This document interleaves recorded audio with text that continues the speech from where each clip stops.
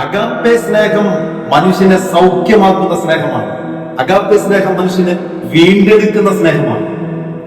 Agape സ്നേഹം എന്ന് പറഞ്ഞാൽ ദൈവത്തിന്റെ സ്നേഹത്തെ കുറിച്ച് ബൈബിളിൽ പറഞ്ഞിരിക്കുന്ന ദൈവത്തിന്റെ സ്നേഹത്തെ കുറിച്ച് എഴുതിയിരിക്കുന്നത് അഗാപ്പെ എന്ന പദം ഉപയോഗിച്ചാണ്. സ്നേഹത്തെ കുറിക്കുന്ന ഒരുപാട് ഗ്രീക്ക് വാക്കുകളുണ്ട്. അതിൽ പ്രധാനമായിട്ടും 3 പദങ്ങളാണ് പ്രധാനമായിട്ടും നമുക്ക് പരിചയമുള്ളത്. നമുക്ക് പരിശോധിച്ചാൽ അറിയുവാൻ കഴിയുന്നത്. ഒന്ന്, ഇറോസ് എന്ന് പറയുന്ന ഒരു പദം സ്നേഹത്തിന് വേണ്ടി കൊടുത്തിട്ടുണ്ട്. അത് പ്രണയപരമായ ഒരു സ്നേഹത്തെ കുറിച്ചാണ്. മറ്റു പല അർത്ഥങ്ങളുമുണ്ട്. പ്രധാനമായും പ്രണയം ഒരു വ്യക്തിയെ പ്രണയിക്കുന്ന അതിന് ഉപയോഗിക്കുന്ന പദമാണ് ഇറോസ് എന്ന് പറയുന്ന പദം.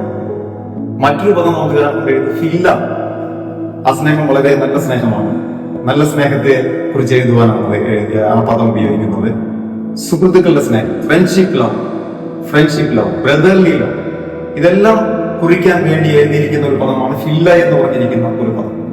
ഇതൊക്കെ സ്നേഹമാണ്. നമുക്കറിയാം, നമുക്ക് പരിചയമുള്ള ഒരുപാട് സ്നേഹം നമ്മുടെ ബന്ധങ്ങളിൽ നമുക്ക് പരിചയമുള്ള സ്നേഹമുണ്ട്. സുഹൃത്തുക്കളുടെ സ്നേഹം, സഹോദരങ്ങളുടെ സ്നേഹം, ഇതൊക്കെ നാം അനുഭവിക്കുന്നതാണ്. അമ്മയുടെ, അച്ഛന്റെ, സഹോദരങ്ങളുടെ ഒക്കെ സ്നേഹം, ഭാര്യയുടെ, ഭർത്താവിന്റെ ഒക്കെ സ്നേഹം നാം അനുഭവിക്കുന്നതാണ്. പക്ഷെ ഇവിടെ ദൈവത്തിന്റെ സ്നേഹത്തെ കുറിച്ച് എഴുതിയപ്പോൾ അവിടെ പ്രയോഗിച്ചിരിക്കുന്ന പദം അഗാപ്പെ എന്ന പദമാണ്. അഗാപ്പെ സ്നേഹം. എന്താണ് ആ സ്നേഹത്തിന്റെ പ്രത്യേകത?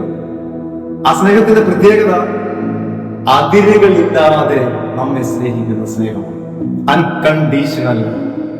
ഭൂമിയിലെ മറ്റെല്ലാ സ്നേഹവും കണ്ടീഷണലാണ്.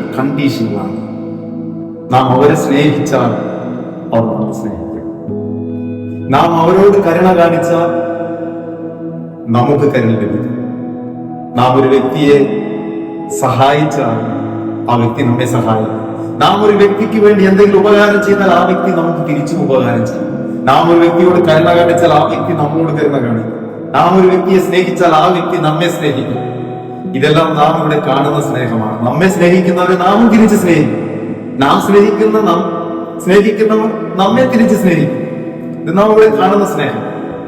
എന്നാൽ അഗപ്പെ സ്നേഹം എന്ന് പറഞ്ഞാൽ ദൈവത്തിന്റെ മാത്രം സ്നേഹമാണ്. അതിരുകളില്ലാത്ത സ്നേഹം, അൺകണ്ടീഷണൽ, ഒരു ഉപാധികളുമില്ല. ദൈവം നമ്മെ സ്നേഹിച്ചത് ഏതവസ്ഥയിലാണ്? നാം കൊള്ളാവുന്നവരായിരുന്നപ്പോഴാണോ? നാം നല്ലവരായിരുന്നപ്പോഴാണോ ദൈവം നമ്മെ സ്നേഹിച്ചത്? ദൈവത്തിന്റെ വചനം വളരെ വ്യക്തമായിട്ട് നമ്മളോട് പറയുന്നുണ്ട്. നാം എത്രകാലമുള്ളവരായിരുന്നു, നാം ആരായിരുന്നു, നാം ഏത് അവസ്ഥയിലായിരുന്നു, ദൈവം നമ്മെ സ്നേഹിച്ചപ്പോൾ നാം ഏത് അവസ്ഥയിലായിരുന്നു? എപ്പോഴെങ്കിലും ചിന്തിച്ചിട്ടുണ്ടോ? ചിന്തിക്കുന്നവരുണ്ട്. എന്നാൽ ചിന്തിക്കാത്തവരുണ്ടെങ്കിൽ ഇന്നും പകൽ നമുക്ക് ഒരുമിച്ച് ദൈവം നമ്മെ ഏതവസ്ഥയിൽ നിന്നാണ് വീണ്ടെടുത്തത്? ദൈവം നമ്മെ ഏതവസ്ഥയിൽ നിന്നാണ് രക്ഷിച്ചത്? ദൈവം നമ്മെ ഏതവസ്ഥയിലാണ് നമ്മെ സ്നേഹിച്ചത്, നമ്മോട് കരുണ കാട്ടിയത്? വളരെ വ്യക്തമായിട്ട് റോമലേഖനം 5-ാം അധ്യായത്തിന്റെ 10-ാമത്തെ വാക്യം, കൊലോസ്യ ലേഖനം 1-ാം അധ്യായത്തിന്റെ 21-ാമത്തെ വാക്യം വളരെ വ്യക്തമായിട്ട് പറയുന്നുണ്ട്. നാം ശത്രുക്കളായിരുന്നപ്പോൾ ദൈവം നമ്മെ സ്നേഹിച്ചു, തന്റെ പുത്രന്റെ മരണത്താൽ നമുക്ക് നിരപ്പ് വരുത്തി. റോമലേഖനം 5-ാം അധ്യായത്തിന്റെ 10-ാമത്തെ വാക്യം. കൊലോസ്യ ലേഖനം 1-ാം അധ്യായത്തിന്റെ 21-ാമത്തെ വാക്യത്തിൽ പറയുന്നു, മുമ്പേ ദുഷ്പ്രവൃത്തികളാൽ മനസ്സുകൊണ്ട് അകന്നവരും ശത്രുക്കളുമായിരുന്ന നമ്മെ നിഷ്കളങ്കരും വിശുദ്ധരും കുറ്റമില്ലാത്തവരുമായി നിർത്തേണ്ടതിന് പുത്രന്റെ മരണത്താൽ നിരപ്പിച്ചു. തന്റെ മരണത്താൽ നിരപ്പിച്ചു. നാം ഏതവസ്ഥയിലാണ്? വ്യക്തമായിട്ട് ദൈവത്തിന്റെ വചനം നമ്മെ ഓർപ്പിക്കുകയാണ്. നാം മരിച്ചവരായിരുന്നു. നാം മരിച്ചവരായിരുന്നു. പല അവസ്ഥകളിലായിരുന്നു നാം. അതിൽ ഏറ്റവും പ്രധാനപ്പെട്ട നാം മരിച്ചവരായിരുന്നു. അതിക്രമങ്ങളാലും പാപങ്ങളാലും മരിച്ചവരായിരുന്ന നിങ്ങളെ. മരണം നമുക്കറിയാം. വേദപുസ്തകത്തിൽ മരണത്തെ കുറിച്ച് പറഞ്ഞിട്ടുണ്ടെങ്കിൽ അത് പല അർത്ഥത്തിൽ പറഞ്ഞിട്ടുണ്ട്. ശാരീരിക മരണത്തെ കുറിച്ച് പറഞ്ഞിട്ടുണ്ട്, ആത്മീക മരണത്തെ കുറിച്ച് പറഞ്ഞിട്ടുണ്ട്. ആത്മീക മരണം എന്ന് പറഞ്ഞാൽ സെപ്പറേഷൻ ഫ്രം ഗോഡ്, ദൈവത്തിൽ നിന്നും അകന്നു പോകുന്നു. അതാണ് സെപ്പറേഷൻ ഫ്രം ഗോഡ് എന്ന് പറഞ്ഞാൽ ആത്മീക മരണം എന്ന് നാം പറയുന്ന രണ്ടാമത്തെ മരണം. ഒന്നാമത്തെ മരണം എന്ന് പറഞ്ഞാൽ ഫിസിക്കൽ ഡെത്ത്.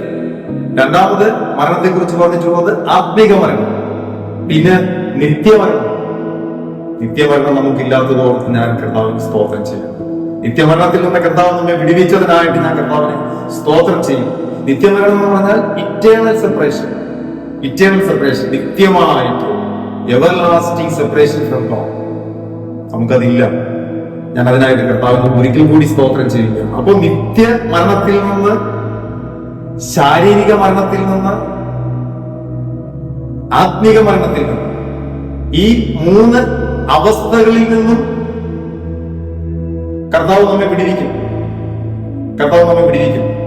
ഇവിടെ നമ്മെ കർത്താവ് വിളിച്ചപ്പോൾ, നമ്മെ കർത്താവിന്റെ അഗാപ്പേ സ്നേഹം കൊണ്ട് നമ്മെ സ്നേഹിച്ചപ്പോൾ നാം ഏതവസ്ഥയിലായിരുന്നു? മരിച്ചവരായിരുന്നു. ആത്മീകമായി മരിച്ചവരായിരുന്നു. എന്ന് പറഞ്ഞാൽ ദൈവത്തിൽ നിന്നും അകന്നു പോയിരിക്കുന്നവരായിരുന്നു. എങ്ങനെയാ ദൈവത്തിൽ നിന്നും അകന്നത്? നമുക്കറിയാം. എങ്ങനെയാ ദൈവത്തിൽ നിന്നും? നമ്മൾ മാത്രമല്ല, ലോകത്തിലെ സകല മനുഷ്യരും ദൈവത്തിൽ നിന്നും അകന്നു പോയത് എങ്ങനെയാ? പാപത്താൽ. പാപം മൂലം മനുഷ്യൻ ദൈവത്തിൽ നിന്നും അകന്നുപോയി. അങ്ങനെ പാപത്താൽ ദൈവത്തിൽ നിന്നും അകന്നുപോയ നമ്മെ, പാപത്താൽ ആത്മീകമായി മരിച്ചുപോയ നമ്മെ അവൻ അഗാപ്പേ സ്നേഹത്താൽ സ്നേഹിച്ചു. ആത്മീക മരണത്തിലായിരുന്നു, അല്ലെ? മരണത്തെക്കുറിച്ച്, ഈ ആത്മീക മരണത്തെക്കുറിച്ച് ഒന്നുകൂടി വ്യക്തമാക്കി പറഞ്ഞാല്, ഉൽപ്പത്തി പുസ്തകത്തില് ദൈവം മനുഷ്യനെ സൃഷ്ടിച്ച് ഏദൻ തോട്ടത്തിലാക്കി. ദൈവം താൻ സൃഷ്ടിച്ച മനുഷ്യനോട് എല്ലാ കാര്യങ്ങളും വളരെ വ്യക്തമായിട്ട് പറഞ്ഞ് തന്റെ കൽപ്പനകളും തന്റെ നിർദ്ദേശങ്ങളും ഒക്കെ നൽകിയിട്ട് വളരെ പ്രധാനപ്പെട്ട ഒരു കാര്യം പറഞ്ഞു. ഈ വൃക്ഷത്തിൽ നിന്നും ഭക്ഷിക്കരുത്, ഇതിൽ നിന്ന് നീ കഴിച്ചാൽ കഴിക്കുന്ന നാളിൽ നിങ്ങൾ മരിക്കും. നമുക്കറിയാം, കഴിച്ചിട്ട് മരിച്ചോ? ശാരീരികമായി മരിച്ചു? ഇല്ല. പല നിരീശ്വരവാദികളും ബൈബിൾ തെറ്റാണെന്ന് പറയുവാൻ വേണ്ടി, വരുത്തി തീർക്കുവാൻ വേണ്ടി ഉപയോഗിക്കുന്ന ഒരു വാക്യമാണ്. എന്നാൽ അവർക്ക് ദൈവത്തിന്റെ വചനത്തിലെ ജീവനും ദൈവത്തിന്റെ വചനത്തിലെ സത്യവും ഗ്രഹിക്കാത്തത് കൊണ്ടാണ് അവർ ആ വചനം ചൂണ്ടിക്കാട്ടുന്നത്. നമുക്കറിയാം, ദൈവത്തിന്റെ വചനത്തിൽ വളരെ വ്യക്തമായിട്ട് പറഞ്ഞിരിക്കുന്നു, അതിക്രമങ്ങളാലും പാപങ്ങളാലും മരിച്ചവരായിരുന്ന നമ്മെയും അവൻ ഉയർപ്പിച്ചു. അപ്പോ അതിക്രമങ്ങളാലും പാപങ്ങളാലും ദൈവത്തിൽ നിന്നും മനുഷ്യൻ അകന്നുപോകും. ദൈവത്തിൽ നിന്നും മനുഷ്യൻ പാപം മൂലം സെപ്പറേറ്റ് ആയി പോകും. ദൈവം ഉൽപ്പത്തി പുസ്തകത്തിൽ രേഖപ്പെടുത്തി വെച്ചിരിക്കുന്നു, ആദാമിനോട് വളരെ വ്യക്തമായി ദൈവം പറഞ്ഞു, തിന്നുന്ന നാളിൽ നീ മരിക്കും. മരിച്ചു. ആത്മീകമായി മരിച്ചു. ദൈവത്തിൽ നിന്നും അകന്നുപോകും. ദൈവത്തിൽ നിന്നും സെപ്പറേറ്റ് ആയിപ്പോയി. ശരിയല്ലേ? പാപം മൂലം ഒന്നാമത്തെ മനുഷ്യൻ ദൈവത്തിൽ നിന്നും അകന്നുപോയി. അതുകൊണ്ടാണ് ഇന്ന് സകല മനുഷ്യരും, വചനം പറയുന്നു, ഒരുത്തൻ പോലുമില്ല, സകലരും പാപം ചെയ്ത് ദൈവത്തിൽ നിന്നും അകന്നുപോയി, ദൈവത്തിന്റെ തേജസ് നഷ്ടപ്പെടുത്തി കളഞ്ഞു. നമ്മുടെ വിഷയം അതല്ല. നമ്മുടെ വിഷയം അഗാപ്പേ സ്നേഹം. നമ്മെ ദൈവം സ്നേഹിച്ചത് ഏതവസ്ഥയിലാണ്? നാം മരിച്ചവരായിരുന്നു. ഇനിയും മരണത്തെക്കുറിച്ച് മറ്റൊരു വാക്യമുണ്ട്, മറ്റൊരു സംഭവം വളരെ വ്യക്തമായിട്ട് കർത്താവായ യേശു ക്രിസ്തു വളരെ വ്യക്തമായിട്ട് പറഞ്ഞിട്ടുണ്ട്. ധൂർത്തപുത്രന്റെ കഥ പറഞ്ഞു. ലൂക്കോസിന്റെ സുവിശേഷത്തിൽ വളരെ വ്യക്തമായിട്ട് ധൂർത്തപുത്രന്റെ കഥ പറഞ്ഞു. ധൂർത്തപുത്രനെ കുറിച്ച് പറഞ്ഞത് എന്താ? ഒടുവിൽ അപ്പൻ തന്റെ മൂത്ത ജ്യേഷ്ഠനോട് പറഞ്ഞത് എന്താ? ഇവൻ മരിച്ചവനായിരുന്നു, എന്നാൽ ഇപ്പോൾ അവൻ തിരികെ വന്നു, അവന് ജീവൻ ലഭിച്ചിരിക്കുകയാണ്. അപ്പൊ അവൻ എങ്ങനെയാ മരിച്ചത്? അവൻ അപ്പനിൽ നിന്നും അകന്നുപോയി, അപ്പന്റെ കുടുംബത്തിൽ നിന്നും അവൻ അകന്നുപോയി. അങ്ങനെ അവൻ അപ്പനുമായി ബന്ധമില്ലാത്ത അവസ്ഥയിൽ അവൻ അപ്പനിൽ നിന്നും അകന്നു പോയപ്പോൾ അവനിട്ടിരിക്കുന്ന പേരാണ് അവൻ മരിച്ചവനായിരുന്നു. ശാരീരികമായി മരിച്ചവനല്ല. ഉൽപ്പത്തി പുസ്തകത്തിൽ ആദം മരിച്ചു, ആത്മികമായി മരിച്ചു. അപ്പൊ മരണത്തെക്കുറിച്ച് വളരെ വ്യക്തമായിട്ട് വേദപുസ്തകം പഠിപ്പിക്കുന്നു. ആത്മിക മരണം, സെപ്പറേഷൻ ഫ്രം ഗോഡ്. അപ്പോ ഇവിടെ നാം മരിച്ചവനായിരുന്നു. നാം മരിച്ച അവസ്ഥയിൽ നിന്നും ദൈവം നമ്മെ സ്നേഹിച്ചു. ഇനി അടുത്തത് നാം ശത്രുക്കളായിരുന്നു. നമ്മൾ വായിച്ചു, നമ്മൾ വായിച്ച ശത്രുക്കളായിരുന്നു, മരിച്ചവരായിരുന്നു. ഇനിയും ഒരു അവസ്ഥയിലൂടെ നമ്മളായിരുന്നു, കോപപാത്രങ്ങളായിരുന്നു. കോപപത്രങ്ങളായിരുന്നു, കോപത്തിന്റെ മക്കളായിരുന്നു. എഫെസ്യ ലേഖനം 2-ാം അധ്യായത്തിന്റെ 3-ാമത്തെ വാക്യം, അതിന്റെ ഏറ്റവും അവസാന ഭാഗം വായിക്കുമ്പോൾ കോപത്തിന്റെ മക്കളായിരുന്നു എന്ന് പറയുന്നത്. കോപത്തിന്റെ മക്കളായിരുന്നു. ഈ അവസ്ഥയിൽ നിന്നും അഗാപ്പേ സ്നേഹം നമ്മെ വിടുവിച്ചിരിക്കുകയാണ്. ഈ അവസ്ഥയിൽ നിന്ന് അഗാപ്പേ സ്നേഹം വിടുവിച്ചത് കോപത്തിന്റെ മക്കൾ. അപ്പൊ നമ്മൾ ഏതൊക്കെ അവസ്ഥയിലാണ്? ഇനിയും ഒരുപാട് അവസ്ഥകളുണ്ട്, ഒരുപാട് കാര്യങ്ങളെ കുറിച്ച് വേദപുസ്തകം പറയുന്നുണ്ട്. ഞാൻ പ്രധാനമായിട്ടും നമുക്ക് മനസ്സിലാക്കുവാൻ വേണ്ടി പറയുന്നത്, നാം മരിച്ചവരായിരുന്നു, നാം ശത്രുക്കളായിരുന്നു, ദൈവത്തിൽ നിന്നും അകന്നുപോയി. നാം മരിച്ചവരായിരുന്നു, ദൈവത്തിൽ നിന്നും അകന്നുപോയി. നാം കോപത്തിന്റെ മക്കളായിരുന്നു, നാം കോപപാത്രങ്ങളായിരുന്നു. ഈ കോപം ഞാൻ പറയുവാൻ ആഗ്രഹിക്കുന്നുണ്ട്, ഈ കോപം ഇപ്പോഴും നമ്മിലുണ്ട്. കോപം ഇപ്പോഴും നമ്മിലില്ലേ? കോപം ഇപ്പോഴും നമ്മിലുണ്ട്. ഈ ശരീരത്തിൽ നാം ഇരിക്കുന്ന കാലം വരെയും കോപം നമ്മുടെ ഉള്ളിൽ ഉണ്ടാകും. ഒരളവ് വരെയെങ്കിലും നമ്മുടെ ഉള്ളിൽ ആ കോപം ഉണ്ടാകും. കോപിക്കാത്തവരാരെങ്കിലും ഉണ്ടോ? ഇല്ല, കോപിക്കാത്തവരാരുമില്ല. പക്ഷെ വചനം വളരെ വ്യക്തമായിട്ട് പറയുന്നു, കോപിച്ചാൽ പാപം ചെയ്യരുത്. കോപിച്ചു പോകും. പക്ഷെ ആ കോപം ഹൃദയത്തിൽ വെച്ചിട്ട് പിന്നെ ദൈവത്തിന്റെ കൽപ്പനകളും ദൈവത്തിന്റെ ഹിതവും നമ്മിൽ നിന്ന് പുറത്തേക്ക് വരാതെ നമ്മെ തടയുന്ന, നമ്മെ ബലഹീനപ്പെടുത്തുന്ന ഒരവസ്ഥയിലേക്ക് നമ്മെ നയിച്ചാൽ അത് പാപത്തിലേക്ക് നാം വീണത് തുല്യമാണ്. പാപത്തിൽ നാം വീണു. അതാണ് വചനം പറയുന്നത്, സൂര്യൻ അസ്തമിക്കുന്നത് വരെ വെച്ചുകൊണ്ടിരിക്കരുത്. നമുക്കൊരു പ്രശ്നമുണ്ടായ, നമുക്ക് മറ്റൊരുവിനോട് പ്രശ്നമുണ്ടായ, മറ്റൊരു വ്യക്തിയോട് നമുക്കൊരു പ്രശ്നമുണ്ടായാൽ സൂര്യൻ അസ്തമിക്കുന്നതിന് മുമ്പ് എന്ന് പറഞ്ഞു കഴിഞ്ഞാൽ അതിനൊരു ടൈം, അത് വേഗത്തിൽ പരിഹരിക്കണമെന്നാണ് പറയുന്നത്. സൂര്യൻ അസ്തമിക്കുന്നത് വരെ കാത്തിരിക്കുന്നു വേണ്ട. എന്നാൽ സൂര്യൻ അസ്തമിക്കുന്നതിന് അപ്പുറത്തേക്ക് പോകരുതെന്ന് പറഞ്ഞാൽ ഉടനെ തന്നെ പരിഹരിക്കണമെന്നാണ് എന്റെ അർത്ഥം. രാവിലെ പ്രശ്നമുണ്ടായാൽ സൂര്യൻ അസ്തമിക്കുന്നത് വരെ ഒന്നും കാത്തിരിക്കേണ്ട ആവശ്യമില്ല. വേഗത്തിൽ അത് പരിഹരിക്കുവാനായിട്ട് ദൈവത്തിന്റെ വചനം നമ്മെ ഉപദേശിക്കുകയാണ്. ഈ കോപം മനുഷ്യനെ രോഗിയാക്കി മാറ്റുകയാണ്. ഈ കോപമാണ് മനുഷ്യന് ഏതാണ്ട് മനുഷ്യനിലുള്ള നല്ലൊരു ശതമാനം രോഗത്തിന് കാരണം ഈ കോപമാണ്. കോപം മാത്രമല്ല മനുഷ്യനെ രോഗിയാക്കുന്നത്, തെറ്റിദ്ധരിക്കരുത്. ഞാനിങ്ങനെ പറയുമ്പോൾ കോപം മാത്രമാണ് മനുഷ്യനെ മുഴുവൻ രോഗിയാക്കുന്നത് എന്നല്ല ഞാൻ പറയുന്നത്. കോപം മൂലം മനുഷ്യനുണ്ടാകുന്ന ഒരുപാട് രോഗങ്ങളുണ്ട്. നാം ചിന്തിക്കുന്നത് കോപം മൂലം ഉണ്ടാകുന്ന രോഗങ്ങളെ കുറിച്ചാണ്. ഈ രോഗത്തിന് സൗഖ്യമൊന്നുണ്ട്. ഈ സന്ദേശം കേൾക്കുമ്പോൾ തന്നെ പല രോഗങ്ങളും, കോപം മൂലം നമ്മുടെ ശരീരത്തിൽ ഉണ്ടായ പല രോഗങ്ങളും സൗഖ്യമാക്കുവാനായിട്ട് കർത്താവ് ആഗ്രഹിക്കുകയാണ്. കോപം നമുക്കറിയാം, ഒരുപാട് കാരണങ്ങളുണ്ട് രോഗത്തിന്. മനുഷ്യന് രോഗം വരാനായിട്ട് വൈറസ് മൂലം രോഗം വരും, ബാക്ടീരിയ മൂലം മനുഷ്യന് രോഗം വരും, പാരമ്പര്യമായിട്ട് പല ഫാക്ടർ രോഗം വരുവാനായിട്ട് നമുക്ക് അറിയാം. സയൻസ് അറിയാവുന്നവർക്കുള്ള സയൻസ് പഠിക്കുന്നതുണ്ട്. അപ്പൊ നമുക്കറിയാം രോഗം പല നിലകളിൽ വരും. എന്നാൽ കോപം മൂലം നമ്മിൽ ഉണ്ടാകുന്ന മാനസിക സംഘർഷങ്ങൾ മൂലം നമ്മുടെ ശരീരത്തിലും നമ്മുടെ മനസ്സിലും നാം അനുഭവിക്കുന്ന രോഗങ്ങൾ, അത് മെഡിക്കൽ സയൻസിനെ കണ്ടുപിടിക്കുവാൻ കഴിയും. ഞാൻ ഒന്നുകൂടി ആവർത്തിക്കുന്നു, കോപം മൂലം നമ്മുടെ ശരീരത്തിലും നമ്മുടെ മനസ്സിലും ഉണ്ടായ തകർച്ചകൾ മൂലം, അതുമൂലം നമ്മുടെ ശരീരത്തിന്റെ പ്രവർത്തനങ്ങൾ തകരാറിലായതുമൂലം നമുക്കുണ്ടായ, നാം അനുഭവിക്കുന്ന, നാം നമ്മുടെ ശരീരത്തിൽ വെച്ച് പുലർത്തുന്ന, അതുകൊണ്ട് നാം ജീവിക്കുന്ന പല രോഗങ്ങളും മെഡിക്കൽ സയൻസിനെ കണ്ടുപിടിക്കാൻ കഴിയില്ല. ശരിയാണോ? വൈറസ് മൂലമുണ്ടായ രോഗമോ, ബാക്ടീരിയ മൂലമുണ്ടായ രോഗമോ, അല്ലെങ്കിൽ മറ്റ് പല നിലകളിലുമുള്ള പല കാരണങ്ങളുണ്ട്. ഇതെല്ലാം നമുക്ക് മെഡിക്കൽ സയൻസിന് കണ്ടുപിടിക്കുവാനായിട്ട് കഴിയും. മെഡിക്കൽ സയൻസിന് എക്സ്റേ, സ്കാൻ, ബ്ലഡ് ടെസ്റ്റ് തുടങ്ങിയ MRI സ്കാനിങ്, അതുപോലെ തുടങ്ങിയ അത്യാധുനികമായ ടെസ്റ്റുകളൊക്കെ നമുക്കറിയാം. അതിലൂടെ നമുക്ക് കണ്ടുപിടിക്കുവാൻ കഴിയും. ഞാൻ മെഡിക്കൽ സയൻസിൽ വിശ്വസിക്കുന്ന ഒരു വ്യക്തി തന്നെയാണ്. ഞാൻ മരുന്നും കഴിക്കുന്ന വ്യക്തി തന്നെയാണ്. രോഗം വന്നാൽ ആശുപത്രിയിലും പോകുന്ന, ആവശ്യമെങ്കിൽ ആശുപത്രിയിലും പോകുന്ന ഒരു വ്യക്തിയാണ്. അതുകൊണ്ട് ഞാൻ മെഡിക്കൽ സയൻസിനെതിരല്ല.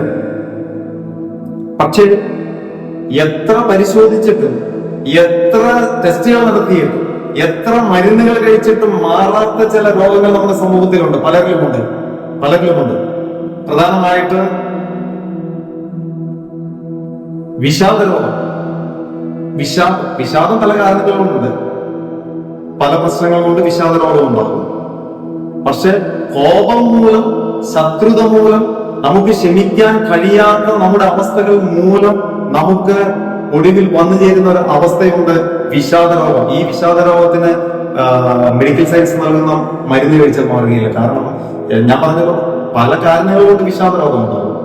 ഞാൻ പറയുന്നത് കോപം മൂലം ഉണ്ടാകും, ശത്രുത മൂലം ഉണ്ടാകും, മറ്റുള്ളവരോട് ക്ഷമിക്കുവാൻ കഴിയാത്ത മാനസികാവസ്ഥയിൽ നിന്നും നമ്മുടെ ശരീരം പ്രതികരിച്ച രീതിയിൽ നമ്മുടെ ശരീരത്തിനുണ്ടാക്കിയ ദോഷം മൂലം, തകർച്ച മൂലം. അത് ഞാൻ പറഞ്ഞു കഴിഞ്ഞാൽ ഞാനത് കാര്യമായി വിശദീകരിക്കേണ്ട ആവശ്യമെങ്കിലും ഒന്ന് ടച്ച് ചെയ്യുന്നു. മെഡിക്കൽ സയൻസിൽ പരിചയമുള്ളവരോട് ചോദിച്ചാൽ അവർക്കറിയാം. ഇത് പ്രസംഗിക്കുന്നത് വിശേഷകന്മാരോ മാസ്റ്റർമാരോ അച്ഛന്മാരോ ഒന്നും പ്രസംഗിക്കേണ്ട കാര്യമല്ല. ഇത് ഡോക്ടർമാർ തന്നെ വളരെ വ്യക്തമായിട്ട് പല സന്ദേശങ്ങളിലും പല കോൺഫറൻസുകളിലും പല സെമിനാറുകളിലും ഒക്കെ പരസ്യമായിട്ട് പറയുന്ന കാര്യമാണ്. ഒരുപാട് ലേഖനങ്ങൾ നമുക്ക് വായിക്കുവാനായിട്ട് കിട്ടും. അതായത് നമ്മുടെ ശരീരം നമ്മുടെ ഇമോഷണൽ ഫീലിംഗുമായിട്ട് നല്ല ബന്ധമാണ്. നമുക്ക് എല്ലാവർക്കും അറിയാം. മെഡിക്കൽ സയൻസ് വളരെ വ്യക്തമായിട്ട് പറയും. നാം കോപിക്കുമ്പോൾ, നാം ഭയപ്പെടുമ്പോൾ, നാം അസൂയപ്പെടുമ്പോൾ, നാം വല്ലാതെ ടെൻഷൻ അടിക്കുമ്പോൾ ഒക്കെ നമ്മുടെ ശരീരത്തില് പലതരത്തിലുള്ള ഹോർമോണുകൾ ഉൽപ്പാദിപ്പിക്കുവാനായിട്ടുണ്ട്. നമുക്കറിയാം, സത്യമായ കാര്യമാണ്. പല ഹോർമോൺ, അതിൽ പ്രധാനമായിട്ട് നാം കോപിക്കുമ്പോൾ, നാം ഭയപ്പെടുമ്പോഴൊക്കെ ഉൽപ്പാദിപ്പിക്കപ്പെടുന്ന ഒരു ഹോർമോണാണ് അഡ്രിനാൽ എന്ന് പറയുന്ന ഹോർമോൺ. ഇത് ഞാൻ പറയേണ്ട കാര്യമില്ലെങ്കിൽ ഞാനൊന്ന് വെറുതെ ഒന്ന് പറയുന്നത് മാത്രമേ വളരെ റിലേറ്റഡ് ആണ്. ഈ നമ്മുടെ അഡ്രിനൽ ഗ്ലാൻഡ്സിൽ നിന്നും ഉൽപ്പാദിപ്പിക്കപ്പെടുന്ന ഈ ഹോർമോണുകൾ സത്യത്തിൽ നമ്മുടെ ശരീരത്തിന്റെ പ്രവർത്തനങ്ങളെ, നമ്മുടെ മാനസികാവസ്ഥയൊക്കെ നിയന്ത്രിക്കാൻ വേണ്ടി ദൈവം നൽകിയിട്ടുള്ളതാണ്. നാം പേടിക്കുമ്പോൾ പെട്ടെന്ന് നമ്മുടെ ശരീരത്തെ നിയന്ത്രിക്കുവാനായിട്ട് ഉൽപ്പാദിപ്പിക്കുന്ന നമ്മുടെ ജീവിതത്തിൽ പേടിക്കുമല്ലോ. ജീവിതത്തിൽ പേടിയോ, ജീവിതത്തിലെ ഭയമോ, കോപമോ ഒക്കെ വരാം. അപ്പോ അത് വരുമ്പോൾ നമ്മുടെ ശരീരത്തിന്റെ പ്രവർത്തനങ്ങളെ സന്തുലനാവസ്ഥയിൽ കൊണ്ടുപോകാനായിട്ട് ദൈവം വെച്ചിരിക്കുന്ന വ്യവസ്ഥയാണ് ഇന്ന ഹോർമോണുകൾ ഉൽപ്പാദിപ്പിക്കപ്പെടണമെന്നുള്ളത്. അപ്പോൾ ആ ഹോർമോൺ ഉൽപ്പാദിപ്പിക്കും. നമ്മുടെ ശരീരം അതിന്റെ ബാലൻസിങ് എല്ലാം കറക്റ്റായി നാം മാനസികാവസ്ഥയിൽ, ശാരീരികാവസ്ഥയിൽ നാം മുന്നോട്ട് പോകും. എന്നാൽ ഇത് ക്രമാതീതമായി, അമിതമായി നാം എപ്പോഴും കോപത്തോടെ ഇരുന്നാൽ ഈ ഹോർമോണുകൾ ധാരാളമായി ഉൽപ്പാദിപ്പിക്കും. ഈ ഹോർമോൺ ധാരാളമായി ഉൽപ്പാദിപ്പിക്കുമ്പോൾ നമ്മുടെ ശരീരത്തിൽ ദോഷഫലങ്ങൾ സംഭവിക്കുമെന്ന് മെഡിക്കൽ സയൻസ് വളരെ വ്യക്തമായിട്ട് പറയുകയാണ്. അതുമൂലമുണ്ടാകുന്ന ഈ സ്ട്രെസ് ഹോർമോണുകൾ അമിതമായിട്ട് ഉൽപ്പാദിപ്പിക്കപ്പെട്ടാൽ, നമ്മുടെ ശരീരത്തിൽ ഉൽപ്പാദിപ്പിക്കപ്പെട്ടാൽ നമുക്കുണ്ടാകുന്ന രോഗങ്ങളാണ് മെഡിക്കൽ സയൻസ് പറയുന്നത് വിഷാദ രോഗം. ദഹന പ്രശ്നങ്ങൾ, എല്ലാ ദഹന പ്രശ്നങ്ങളുമല്ല. ഇപ്പൊ ദഹന പ്രശ്നത്തിന് എല്ലാ കാരണം ഇതാണെന്ന് നമുക്ക് പറയാൻ കഴിയുകയില്ല. കോപം മൂലം ദഹന പ്രശ്നങ്ങളുണ്ടാവും. അല്ലാതെ ദഹന പ്രശ്നങ്ങൾ ഉണ്ടായി കഴിഞ്ഞാൽ, ഭക്ഷണം കഴിച്ചതിൽ പ്രശ്നം ഉണ്ടായാൽ നല്ല ഒത്തിരി ടാബ്ലറ്റ് കഴിച്ചാൽ നമുക്ക് നമ്മുടെ കാര്യങ്ങളൊക്കെ ഓക്കെയാണ്. ഗ്യാസ് കയറി കഴിഞ്ഞാൽ ഗ്യാസിന്റെ ടാബ്ലറ്റും മറ്റ് മരുന്നുകളുണ്ട്, അതൊക്കെ കഴിച്ചാൽ മാറും. പക്ഷെ ഈ കോപം മൂലമുണ്ടായ ഗ്യാസ്, കോപം മൂലമുണ്ടാകുന്ന ശാരീരിക പ്രശ്നങ്ങൾ മൂലമുണ്ടായ ദഹന സംബന്ധമായ പ്രശ്നങ്ങള് മരുന്ന് കഴിച്ചാൽ മാറുകയില്ല. എപ്പോഴും വയറിന് ഡിസോർഡർ ആയിട്ട്, എപ്പോഴും സ്റ്റൊമക് ഡിസോർഡർ, എന്ത് കഴിച്ചാലും വയർ സ്വീകരിക്കുകയില്ല. എപ്പോഴും വയറ്റിൽ പ്രശ്നമുണ്ടെന്ന് തോന്നും. ഇത് നമ്മുടെ ഉള്ളിൽ ഈ സ്ട്രെസ് ഹോർമോൺ എപ്പോഴും ഉൽപ്പാദിപ്പിക്കപ്പെട്ട് നമ്മുടെ ശരീരത്തിന്റെ പ്രവർത്തനങ്ങൾ മുഴുവൻ അവതാളത്തിലായ ഒരവസ്ഥയിലാണ് ഈ ദഹന പ്രശ്നങ്ങൾ ഉണ്ടാകുന്നത്. വിഷാദരോഗം, എല്ലാ വിഷാദരോഗവുമല്ല, ഈ സ്ട്രെസ് ഹോർമോൺ അമിതമായിട്ട് ഉൽപ്പാദിപ്പിക്കപ്പെടുന്ന ഒരു വ്യക്തിയിൽ ഉണ്ടാകുന്ന പ്രശ്നമാണ്. അമിത ക്ഷീണം, എപ്പോഴും തളർച്ച, എപ്പോഴും ക്ഷീണം. എല്ലാ ക്ഷീണവും ഇതല്ലേ? അമിത ക്ഷീണം. ഈ സ്ട്രെസ് ഹോർമോൺ എപ്പോഴും ഉൽപ്പാദിപ്പിക്കപ്പെട്ടാൽ ആ വ്യക്തിയിൽ ഉണ്ടാകുന്ന ഒരു സൈഡ് എഫക്റ്റ് ആണ്. ഇത് മെഡിക്കൽ സയൻസ് പറയുന്നതാണ്. നിങ്ങളിത് ഗൂഗിൾ സെർച്ച് ചെയ്താലോ, നിങ്ങളിതൊരു ഫിസിഷ്യന്റെ അടുത്ത് നിങ്ങൾ ചോദിച്ചാലോ വളരെ വ്യക്തമായിട്ട് നിങ്ങൾക്ക് ഇതെല്ലാം അറിയാൻ കഴിയും. ഞാനൊരു പുതിയ കാര്യമൊന്നുമല്ല പറയുന്നത്. ഞാൻ കണ്ടുപിടിച്ച ഏതോ കാര്യമൊന്നുമല്ല പറയുന്നത്. പക്ഷെ ഇത് നാം അറിയാതെ നമ്മുടെ ശരീരത്തിൽ നാം വഹിച്ചുകൊണ്ട് പോകുന്ന ചില രോഗങ്ങളുണ്ട്. ഇന്ന് ആ രോഗങ്ങളെല്ലാം അഗാപ്പെ സ്നേഹം മൂലം സൗഖ്യമാകും. ഞാനത് പറയുവാൻ പോവുകയാണ്. അപ്പൊ വിഷാദ രോഗം, ഹൃദയം എപ്പോഴും അമിതമായിട്ട് ഹൃദയത്തിന്റെ താളം വ്യത്യാസം വരും. പല കാരണങ്ങൾ കൊണ്ട് ഇത് സംഭവിക്കാം. മറ്റു പല രോഗങ്ങൾ കൊണ്ടും ഹൃദയത്തിന്റെ ജന്മനായുള്ള ഏതെങ്കിലും വൈകല്യങ്ങൾ കൊണ്ടോ ഒക്കെ സംഭവിക്കാം. പക്ഷെ ഇവിടെ മെഡിക്കൽ സയൻസ് പറയുന്നത് ഈ സ്ട്രെസ് ഹോർമോൺ അമിതമായിട്ട് ഉത്പാദിപ്പിക്കപ്പെട്ടാൽ, കോപം വരുമ്പോൾ, ദേഷ്യം വരുമ്പോൾ, ഇതെല്ലാം വരുമ്പോൾ നമ്മുടെ ഉള്ളിൽ മറ്റുള്ളവരോട് ക്ഷമിക്കാത്ത അവസ്ഥകൾ വന്നാൽ ഇതെപ്പോഴും അമിതമായി ഉത്പാദിപ്പിക്കപ്പെടുന്നത് മൂലം നമ്മുടെ ഹൃദയ താളം വ്യത്യാസം സംഭവിക്കും. നമ്മുടെ BP വർദ്ധിക്കും, നമ്മുടെ ഷുഗർ ലെവൽ വർദ്ധിക്കും. ഇതെല്ലാം ഈ രീതിയിൽ നമ്മുടെ ശരീരത്തെ വല്ലാതെ ബാധിച്ച് ഒടുവിൽ നാം ഒരു നിത്യ രോഗിയായി. ഈ രോഗത്തിന് നാം ആശുപത്രികളിൽ ചെന്നാണ് ഡോക്ടർമാർ മരുന്നുകൾ ആ മരുന്നുകൾ കൊണ്ട്, കാരണം പ്രത്യേകിച്ച് രോഗം ഉണ്ടെങ്കിലല്ലേ ആ മരുന്ന് കഴിച്ചാൽ രോഗം മാറുകയുള്ളൂ. മരുന്ന് കഴിച്ചാൽ അങ്ങനെ പല രോഗങ്ങളും മാറും. പക്ഷെ ഇവിടെ ഇത് മാറുന്നില്ല. ഈ ഹൃദയമിടിപ്പ് മാറുന്നില്ല. ചിലർ പറയില്ല, എനിക്ക് ഭയങ്കര ഹൃദയമിടിപ്പാണ്, ഭയങ്കര സംഘടിപ്പാണ്, ഭയങ്കര ഭയമാണ്, ഉത്കണ്ഠയാണ്, എപ്പോഴും ആൻസൈറ്റിയാണ്. ആൻസൈറ്റി നമുക്കുണ്ടാകും.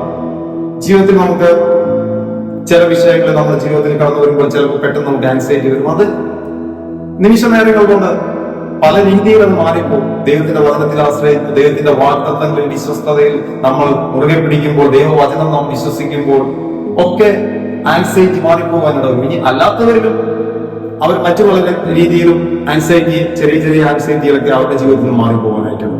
എന്നാൽ ഇവിടെ ഈ ആൻസൈറ്റി എത്ര ആൻസൈറ്റിയുടെ മരുന്ന് കഴിച്ചാൽ പോലും മാറാത്ത ആൻസൈറ്റിയുടെ കാരണം എന്താണ്? അതാണ് നാം തിരിച്ചറിയേണ്ടത്. നമ്മുടെ ഉള്ളിൽ ഉള്ള ഈ കോപം മൂലം, മുമ്പേ നാം കോപപാത്രങ്ങളായിരുന്നു, മുമ്പേ നാം കോപത്തിന്റെ മക്കളായിരുന്നു. അവിടെ നിന്ന് ദൈവം നമ്മെ വിടുവിച്ചു.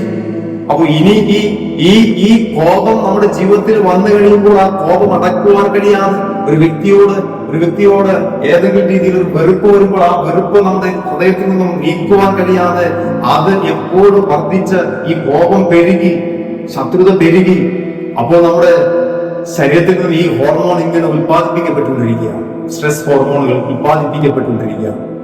ഇത് നമ്മെ നിത്യ രോഗിയാക്കുന്ന കാര്യമാണ് നാം ഇവിടെ ചിന്തിച്ചത്. ഈ രോഗത്തിൽ നിന്നും എങ്ങനെയാണ് നമുക്ക് അഗാപ്പെ സ്നേഹം മൂലം നമുക്ക് സൗഖ്യമാകുവാൻ കഴിയും? അതാണ് ഞാൻ പറയുവാൻ വേഗത്തിൽ ഞാൻ പറഞ്ഞ എന്റെ വാക്കുകൾ അവസാനിപ്പിക്കുവാൻ ഞാൻ ആഗ്രഹിക്കുന്നതിന്റെ സമയം മുന്നോട്ട് പോയിക്കൊണ്ടിരിക്കുകയാണ്. അധികം സമയം മുമ്പിലില്ല. രണ്ട് കാര്യമാണ് കോപത്തെ നമുക്ക് എങ്ങനെ ഇല്ലാതാക്കാം.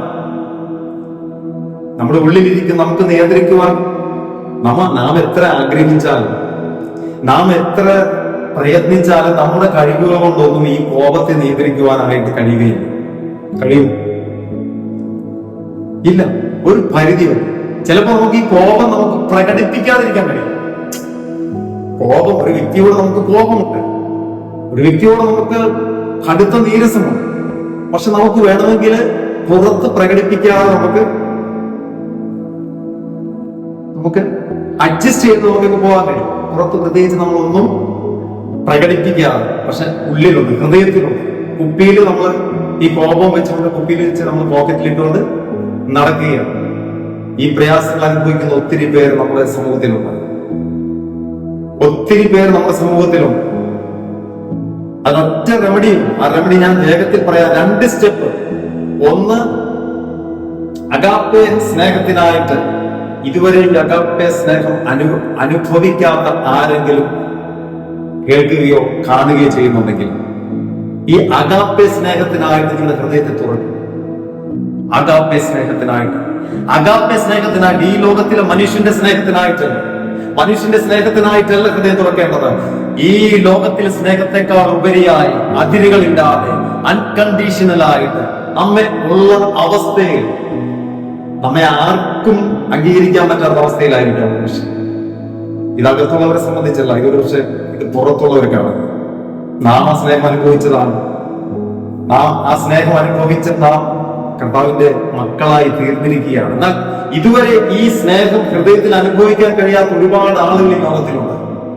ആരും ആരാലും ക്ഷമിക്കപ്പെടുവാൻ കഴിയാത്ത, ആർക്കും വേണ്ടാത്തവരായിട്ട്, ആർക്കും കൊളരാത്തവരായിട്ട്, ആരാലും അംഗീകരിക്കപ്പെടാത്തവരായിട്ട് ഒരുപാട് ആളുകൾ ഈ സമൂഹത്തിലുണ്ട്. അവർക്ക് ആവശ്യം ക്രൂശിൽ വെളിപ്പെട്ട ദൈവത്തിന്റെ സ്നേഹമാണ്.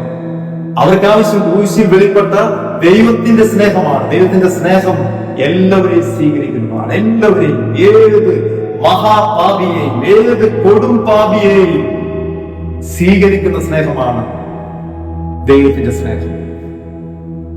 സകല മനുഷ്യർക്കും, സകല മാനവജാതിക്കും വേണ്ടി വെളിപ്പെട്ട സ്നേഹമാണ് ക്രൂശിൽ വെളിപ്പെട്ട ദൈവത്തിന്റെ സ്നേഹം.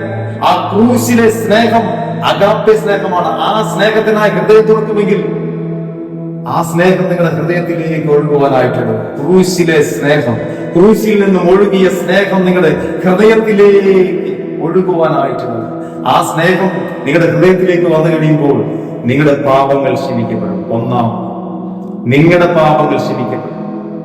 ആർക്കും ക്ഷമിക്കുവാൻ കഴിയാത്ത പാപം ചെയ്താൽ പോലും ഈ ക്രൂശിലെ സ്നേഹത്തിനായി ഹൃദയം തുറക്കുന്ന ഒരു വ്യക്തിയിലേക്ക് ദൈവത്തിന്റെ സ്നേഹം വരുവാനായിട്ടാണ്. അത് ചുമ്മാ വരുന്നതല്ല. ദൈവത്തിന്റെ വചനം വളരെ വ്യക്തമായിട്ട് പറയുന്നു, പരിശുദ്ധാത്മാവിനാൽ ദൈവത്തിന്റെ സ്നേഹം നമ്മുടെ ഹൃദയങ്ങളിൽ പകർന്നിരിക്കുന്നുവല്ലോ. ഒരു വ്യക്തി യേശുവിന്റെ സ്നേഹത്തിനായി, ദൈവത്തിന്റെ സ്നേഹത്തിനായി ഹൃദയത്തെ തുറന്നു കഴിയുമ്പോൾ ആ സെക്കൻഡിൽ സംഭവിക്കുന്ന ഒരു മഹാത്ഭുതമാണ് ദൈവത്തിന്റെ പരിശുദ്ധ ആത്മാവ് ആ വ്യക്തിയിലേക്ക് വരുവാനായിട്ടുണ്ട്. ആ വ്യക്തിയുടെ ഉള്ളിലേക്ക് ദൈവത്തിന്റെ പരിശുദ്ധാത്മാവ് വന്ന് പരിശുദ്ധാത്മാവിനാൽ ദൈവത്തിന്റെ സ്നേഹം ആ വ്യക്തിയുടെ ഹൃദയത്തിൽ സ്ഥാപിക്കപ്പെടുവാനായിട്ടുണ്ട്. ആദ്യമേ തന്നെ ദൈവത്തിന്റെ സ്നേഹം ഒരു മനുഷ്യൻ അനുഭവിക്കുന്നത് അങ്ങനെയാണ്. അനുഭവിക്കുമ്പോൾ അവൻ സകല പാപത്തിൽ നിന്നും വിടിവിക്കപ്പെട്ടവനാണ്. അവൻ സകല ശത്രുതയിൽ നിന്നും, ദൈവവുമായുള്ള സകല ശത്രുതയിൽ നിന്നും വിടിവിക്കപ്പെട്ടവനായി ദൈവത്തിന്റെ മുമ്പിൽ നിഷ്കളങ്കനായി, നിർദോഷിയായി, വിശുദ്ധനായി, നീതിമാനായി നിൽക്കുവാനായിട്ട് ആ സ്നേഹം അവനെ പര്യാപ്തനാണ്. കാരണം ആർക്കും ക്ഷമിക്കുവാൻ കഴിയാത്ത അവസ്ഥയിൽ നിന്നാണ് ദൈവം നമ്മെ സ്നേഹിച്ച് ദൈവത്തിന്റെ സ്നേഹം നമ്മുടെ ഹൃദയത്തിൽ നൽകി. ആ സ്നേഹം നമ്മെ വിശുദ്ധിയിലേക്ക് നയിക്കും. ആ സ്നേഹം നമ്മെ വിശുദ്ധനായി മാറ്റും. ഇനി അവസാനമായി രണ്ടാമത്തെ സ്റ്റെപ്പ്, ഈ ദൈവത്തിന്റെ സ്നേഹം നമ്മുടെ ഹൃദയത്തിലുണ്ട്, നമ്മിൽ അവന്റെ പരിശുദ്ധാത്മാവിനാൽ പകർന്നിട്ടുണ്ട്. ഇനി നാം പരിശുദ്ധാത്മാവിനാൽ നിറഞ്ഞു കഴിയുന്നു. പാപം ക്ഷമിക്കപ്പെട്ട നമ്മൾ, വിശുദ്ധീകരിക്കപ്പെട്ട നാം, പുത്രന്മാരും പുത്രിമാരുമായി തീർന്ന നാം, നീതിമാന്മാരായി തീർന്ന നാം, ദൈവത്തിന്റെ ഭവനക്കാരായി തീർന്ന നാം, ദൈവത്തിന്റെ മക്കളായി തീർന്ന നാം തിരിച്ചറിയേണ്ടത് നമ്മുടെ ഹൃദയത്തിൽ ദൈവത്തിന്റെ സ്നേഹം പകർന്നിട്ടുണ്ട്. ആ സ്നേഹം ഇനി പുറത്തേക്ക് വരും. നമ്മുടെ സ്നേഹമല്ല, നമുക്ക് സ്നേഹമുണ്ട് ഒരു പരിധി വരെ. നമ്മെ സ്നേഹിച്ചാൽ നാം തിരിച്ച് സ്നേഹിക്കുന്ന സ്നേഹം, നമ്മെ ഇങ്ങോട്ട് കരുണയോടെ, നമ്മെ ഇങ്ങോട്ട് ഒന്ന് നോക്കിയാൽ നാം അങ്ങോട്ട് സ്നേഹിക്കുന്ന, അല്ലെങ്കിൽ നമ്മെ സഹായിക്കുന്നവരെ തിരിച്ച് സഹായിക്കുന്ന സ്നേഹം നമുക്കുണ്ട്. നമുക്ക് മാത്രമല്ല, ലോകത്തിലെ സകല മനുഷ്യരിലും ആ സ്നേഹമുണ്ട്. സ്നേഹിച്ചാൽ അത് തിരിച്ച് സ്നേഹിക്കാമോ? എന്നാൽ ദൈവത്തിന്റെ സ്നേഹം, അതിരുകളില്ലാത്ത സ്നേഹം, അവൻ നമ്മെ സ്നേഹിച്ചത് തന്റെ ജീവൻ നൽകിയിട്ടാണ്. തന്റെ ജീവൻ നൽകിയിട്ടാണ്. വചനം വളരെ വ്യക്തമായി പറയുന്നു, തന്റെ ഏകജാതനായ പുത്രനിൽ വിശ്വസിക്കുന്ന ഏവനും നശിച്ചു പോകാതെ നിത്യ ജീവൻ പ്രാപിക്കേണ്ടതിന് യേശുവിനെ നൽകുവാൻ തക്കവണ്ണം ദൈവം അത്ര അധികമായി ലോകത്തെ സ്നേഹിച്ചു, എന്നെ സ്നേഹിച്ചു, നിങ്ങളെ സ്നേഹിച്ചു. ആ സ്നേഹം അനുഭവിച്ച നാം ആ ദൈവത്തിന്റെ അതേ സ്നേഹം, അഗാപ്പെ സ്നേഹം, സാക്രിഫിഷ്യൽ ലവ്, അൺകണ്ടീഷണൽ ലവ്, ആ സ്നേഹം നമ്മിൽ നിന്ന് പുറത്തേക്ക് വരും. ആ സ്നേഹം പുറത്തേക്ക് വന്നു കഴിയുമ്പോൾ ഇപ്പോ നമുക്ക് ക്ഷമിക്കുവാൻ കഴിയാത്ത വ്യക്തിയെ നമ്മുടെ മുമ്പിൽ ആ സ്നേഹം കൊണ്ടുവരുമ്പോൾ ആ വ്യക്തിയോട് നമുക്ക് ക്ഷമിക്കുവാൻ കഴിയും. ദൈവത്തിന്റെ സ്നേഹം, അഗാപ്പെ സ്നേഹം, അതിരുകളില്ലാത്ത സ്നേഹം, അൺകണ്ടീഷണൽ സ്നേഹം നമ്മിൽ നിന്ന് പുറത്തേക്ക് വരുമ്പോൾ ഒരു വ്യക്തിയോട് ക്ഷമിക്കുവാൻ നമുക്ക് കഴിയും. മാനുഷികമായി നാം എത്ര പരിശ്രമിച്ചിട്ടും ക്ഷമിക്കുവാൻ കഴിയാത്ത അവസ്ഥയിലാണെങ്കിലും ദൈവത്തിന്റെ സ്നേഹം, ഒന്നാമതായി നാം ദൈവത്തിന്റെ സ്നേഹം അനുഭവിക്കണം. രണ്ടാമതായി ആ അനുഭവിച്ച സ്നേഹം പരിശുദ്ധാത്മാവിൽ നിറഞ്ഞു കഴിയുമ്പോൾ ആ സ്നേഹം നമ്മുടെ ഹൃദയത്തിൽ നിന്ന് പുറത്തേക്ക് വരുമ്പോൾ ആ സ്നേഹം മറ്റുള്ളവർക്ക് ലഭിക്കും. അപ്പോൾ നമുക്ക് മറ്റുള്ളവരോട് ക്ഷമിക്കുവാൻ കഴിയും, മറ്റുള്ളവരെ സ്നേഹിക്കുവാൻ കഴിയും. ആ വ്യക്തി എങ്ങനെയായിരുന്നാലും, എന്നെ സ്നേഹിക്കാത്ത വ്യക്തിയായിക്കോട്ടെ, എന്നെ ദ്രോഹിച്ച വ്യക്തിയായിക്കോട്ടെ, എന്നെ മാനസികമായോ ശാരീരികമായോ ഉപദ്രവിച്ച വ്യക്തിയായിക്കോട്ടെ, ആ വ്യക്തിയോട് ക്ഷമിക്കുവാൻ എനിക്ക് കഴിയും. അങ്ങനെ ക്ഷമിക്കുമ്പോൾ നമ്മുടെ ശരീരത്തിൽ ചില പ്രവർത്തനങ്ങളുണ്ട്. ഇപ്പോൾ നാം ക്ഷമിക്കുവാൻ കഴിയാതെ കോപവും ഈർഷ്യയും ദേഷ്യവും വെറുപ്പും വൈരാഗ്യവുമായിട്ട് നാം നമ്മുടെ ഹൃദയം നിറച്ച് നാം മുന്നോട്ട് പോകുമ്പോൾ ഈ നേരത്തെ പറഞ്ഞ സ്ട്രെസ് ഹോർമോൺ എല്ലാം നിരന്തരമായി അമിതമായി നമ്മുടെ ശരീരത്തിൽ ഉൽപ്പാദിപ്പിക്കപ്പെട്ട് നാം രോഗികളായി തീർന്നിരിക്കുകയാണ്. വിട്ടുമാറാത്ത തലവേദന, അത് ദഹന പ്രശ്നങ്ങൾ, അതുപോലെ വിഷാദ രോഗങ്ങൾ, ഹൈപ്പർ ടെൻഷൻ, ബ്ലഡ് ഷുഗർ, ഇതെല്ലാം വർദ്ധിച്ച് നാം രോഗിയായിരിക്കുമ്പോൾ ഈ ദൈവത്തിന്റെ സ്നേഹം, അഗാപ്പെ സ്നേഹം എന്റെ നിങ്ങളുടെ ഹൃദയത്തിലേക്ക് സ്വീകരിച്ചു കഴിയുമ്പോൾ, ആ അഗാപ്പെ സ്നേഹം നമ്മിൽ നിന്ന് പുറത്തേക്ക് വരുമ്പോൾ, ഇന്ന് നമുക്ക് ക്ഷമിക്കുവാൻ കഴിയാത്തവരോട് നാം ക്ഷമിക്കുമ്പോൾ നമ്മുടെ ശരീരത്തിന്റെ പ്രവർത്തനങ്ങൾ മാറുവാനായിട്ടുണ്ട്. ഹൃദയം നുറുങ്ങിയവരെ ദൈവം സ്നേഹിക്കുന്നു, ദൈവം ആശ്വസിപ്പിക്കുന്നു. ഇന്ന് പകൽ നമുക്ക് ആവശ്യം ഈ സന്ദേശം കേൾക്കുമ്പോൾ തന്നെ ക്ഷമിക്കുവാൻ കഴിയാതെ നമ്മുടെ ശരീരത്തിൽ ഉണ്ടായിട്ടുള്ള പല രോഗങ്ങൾ, നമ്മുടെ മനസ്സിലുള്ള പല രോഗങ്ങൾ, ഉറങ്ങുവാൻ കഴിയാത്ത അവസ്ഥകൾ, പല രാത്രികൾ മരുന്ന് കഴിച്ചിട്ടും ഉറങ്ങാത്തവർ ക്ഷമിക്കുമ്പോൾ, മറ്റുള്ളവർ ക്ഷമിക്കുമ്പോൾ, മറ്റുള്ളവരുള്ള ശത്രുതകളെ, ദൈവം നമ്മെ സ്നേഹിച്ചത് നാം ശത്രുക്കളായിരുന്നപ്പോഴല്ല, നാം നല്ലവരായിരുന്നപ്പോഴാണോ? അങ്ങനെയാണെങ്കിൽ അതേ സ്നേഹം തന്നെ നാം മറ്റുള്ളവരോട് കാണിക്കുമ്പോൾ നമ്മുടെ ഹൃദയത്തിൽ ഈ ദൈവസ്നേഹം നിറയുവാൻ തുടങ്ങുമ്പോൾ, ആ സ്നേഹം നമ്മിൽ നിന്ന് പുറത്തേക്ക് വരുവാൻ തുടങ്ങുമ്പോൾ നമ്മുടെ ശരീരവും നമ്മുടെ മനസ്സും സൗഖ്യമാകുവാനായിട്ടുണ്ട്. അഗാപ്പെ സ്നേഹം നമ്മെ സൗഖ്യമാക്കുന്ന സ്നേഹമാണ്. അഗാപ്പെ സ്നേഹം നമ്മെ സൗഖ്യമാക്കുന്ന, മാനസികമായ ശാരീരികമായ പല രോഗങ്ങളിൽ നിന്നും നമ്മെ സൗഖ്യമാക്കുവാൻ കഴിയുന്ന സ്നേഹമാണ് അഗാപ്പെ സ്നേഹം. ഈ സ്നേഹം വലുതാണ്. ഇന്ന് പകൽ ഈ സന്ദേശം കേൾക്കുമ്പോൾ തന്നെ ചിലർ സൗഖ്യമാകുന്നു. അനേക നാളുകളാൽ മരുന്ന് കഴിച്ചിട്ടും മാറാത്ത തലവേദനകൾ മാറുന്നുണ്ട്, മാറാത്ത ദഹന പ്രശ്നങ്ങൾ മാറുന്നുണ്ട്, മാറാത്ത ഹൈപ്പർ ടെൻഷനുകൾ മാറുന്നുണ്ട്. ഇത് കർത്താവ് ചെയ്യുന്നത്, നാം ചെയ്യുന്നതല്ല, കർത്താവ് ചെയ്യുന്നത്. ഇന്ന് പകൽ ഞാൻ പ്രാർത്ഥിക്കുവാനായിട്ട് ആഗ്രഹിക്കുകയാണ്. എന്റെ വാക്കുകൾ ഞാൻ നിർത്തുവാനായിട്ട് ആഗ്രഹിക്കുകയാണ്. ഒരു നിമിഷം ഞാൻ നിങ്ങൾക്ക് വേണ്ടി പ്രാർത്ഥിക്കുന്നു. സ്വർഗീയ പിതാവ്, ഇന്ന് പകൽ അങ്ങ് ഞങ്ങളെ സ്നേഹിച്ച അഗാപ്പെ സ്നേഹം കർത്താവെ ഞങ്ങൾ കർത്താവെ പങ്കുവയ്ക്കുവാനായിട്ടുള്ളത്. ഈ അഗാപ്പെ സ്നേഹത്താൽ അങ്ങ് ഞങ്ങളെ സ്നേഹിച്ചത്.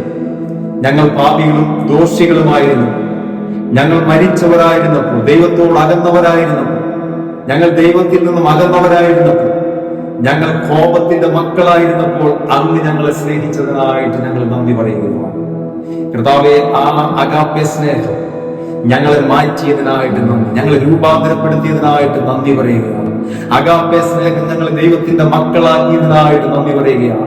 അഗാപ്പെ സ്നേഹം ഞങ്ങളെ ദൈവത്തിന്റെ ഭവനക്കാരാക്കിയതിനായി നന്ദി പറയുകയാണ്. അഗാപ്പെ സ്നേഹം ഞങ്ങളെ വിശുദ്ധന്മാരാക്കിയതിനായി നന്ദി. അഗാപ്പെ സ്നേഹം ഞങ്ങളെ നീതിമാന്മാരാക്കിയതിനായി നന്ദി. അഗാപ്പെ സ്നേഹം ഞങ്ങളെ ദൈവത്തിന്റെ പ്രിയ മക്കളാക്കിയതിനായി നന്ദി പറയുകയാണ്. കർത്താവേ, ഈ അഗാപ്പെ സ്നേഹം ഞങ്ങളുടെ ഹൃദയത്തിൽ നിന്ന് പുറത്തേക്ക് വരുവാൻ ഞങ്ങൾ ആഗ്രഹിക്കുകയാണ്.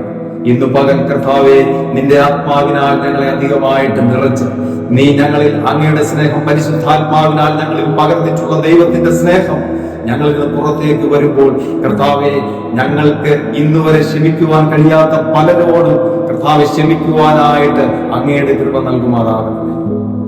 ഞങ്ങൾ കർത്താവെ കോപം വെച്ച്, ഞങ്ങൾ കർത്താവെ ഈർഷ്യ വെച്ച്, കർത്താവെ വെറുപ്പും വൈരാഗ്യവും വെച്ച് കർത്താവെ നിറച്ചിരിക്കുന്ന ഞങ്ങളുടെ ഹൃദയത്തിൽ നിന്നും ഇന്ന് പകൽ അഗാപ്പെ സ്നേഹം ഞങ്ങളെ സ്വതന്ത്രമാക്കുന്നതിനായിട്ട് ഞങ്ങൾ നന്ദി പറയുകയാണ്. സന്ദേശം കേൾക്കുന്ന എല്ലാവരെയും യേശു ക്രിസ്തുവിന്റെ നാമത്തിൽ അനുഗ്രഹിച്ച് പ്രാർത്ഥിക്കുന്നു. സമ്പൂർണമായ ഒരു സൗഖ്യം കർത്താവ് നൽകുമാറാണ്. ഈ അഗാപ്പെ സ്നേഹം കർത്താവെ അവരുടെ ഹൃദയങ്ങളിലേക്ക് അങ്ങയുടെ പരിശുദ്ധാത്മാവിനാൽ അങ്ങ് പകരുമാറാകണമെന്ന് പ്രാർത്ഥിക്കുന്നു. പ്രാർത്ഥന കേട്ടതിനായി നന്ദി പറയുന്നു. Jesus, thank you.